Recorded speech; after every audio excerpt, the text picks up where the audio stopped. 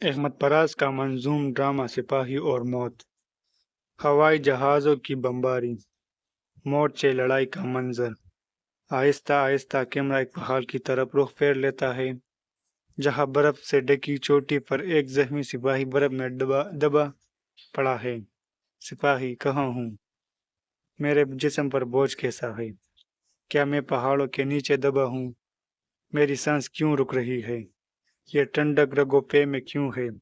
میری بازوؤں میں سکت ہے، نہ ہونٹوں میں جنبش کا یارہ، نہ آنکھوں میں ہی روشنی ہے۔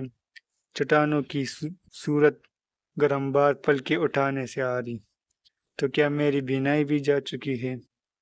نہ چہرے نہ منظر، نہ کوئی صدا ہے۔ یہ کیا ہے؟ مجھے اپنی آواز بھی اجنبی لگ رہی ہے۔ فقط دھند اور برف کے بے قرار صاحبہ چاروں سو ہیں۔ اے سکرات کا پل ہے یا مجھ پہ کابوس سا سایہ کنا ہے؟ یہ کیا ہے؟ میرے بازو میں کیوں درد کی لہر اٹھی ہے؟ میں زندہ ہوں لیکن بدن برف میں دفن ہے، اور چہرہ میرا زمہریری ہواؤں سے سن ہو چکا ہے۔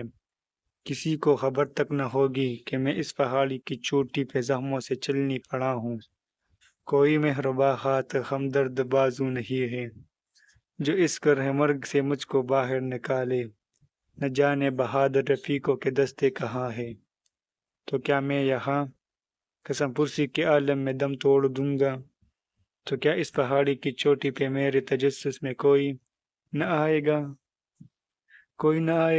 کوئی موت مگر میں سپاہی، فقط میں اجل موت، ازل سے ابد تک تیری غم گساری اور ساتھی، اکیلی دکھی بے نواؤں کی واحد مسیحا، کہ جو زندگی کی جفاؤں سے تنگ آ چکے ہو، کہ جو زندگی کی کڑی اور لمبی مسافت سے اکتا چکے ہو، کہ جو زندگی کے سرابوں سے پھیلے خرابوں سے گھبرا چکے ہو۔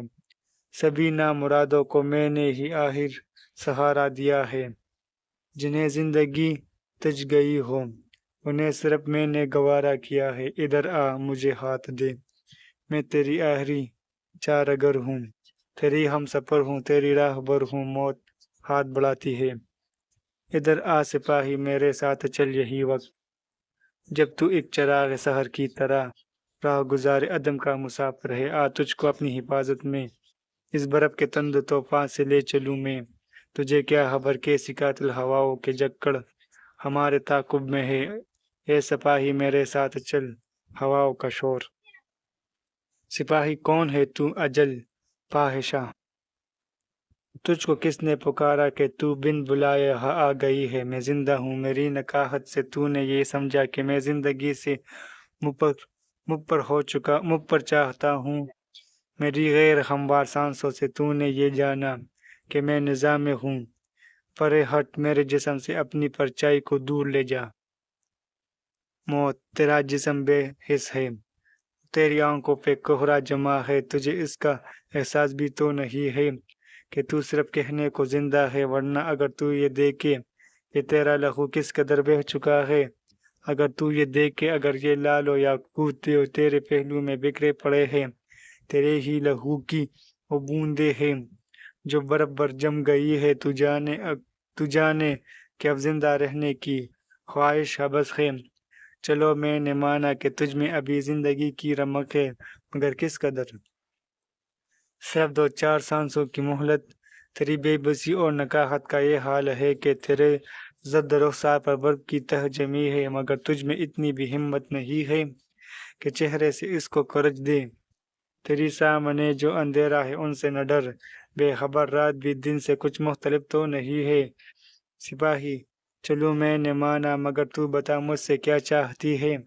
موت: زیادہ نہیں، صرف اتنا کہ تو مان لے زندگی ایک مسلسل اذیت ہے، تو جس سے تنگ آ چکا ہے۔ سپاہی: تو یوں کہہ کہ میں تیرے آگے سفر ڈال دوں؟ موت: کیوں نہیں، اور یہ الزام بھی خود پہ لینے کو راضی ہوں میں۔ سپاہی: دور ہٹ فاحشہ، زندگی سے مجھے پیار ہے۔ موت: باولے، اتنا پاگل نہ بن، تو جو مانے تو کیا، اور نہ مانے تو کیا اب تیرے سامنے دوسرا راستہ ہی نہیں ہے؟ اپنے ہاتھوں کی پھیلاہٹیں دیکھ، اپنے ہونٹوں کی نلاہٹیں دیکھ لے، اپنی آنکھوں کی دھندلاہٹیں دیکھ لے، تو جو مانے تو کیا اور نہ مانے تو کیا۔ اسی کے ساتھ ہی یہ منظوم ڈرامہ ختم ہوتا ہے۔ اگلا منظوم ڈرامہ روشنیوں کا شہر ہم پڑھیں گے اگلی ویڈیو میں۔ تب تک اجازت دیجیے گا۔ اللہ حافظ۔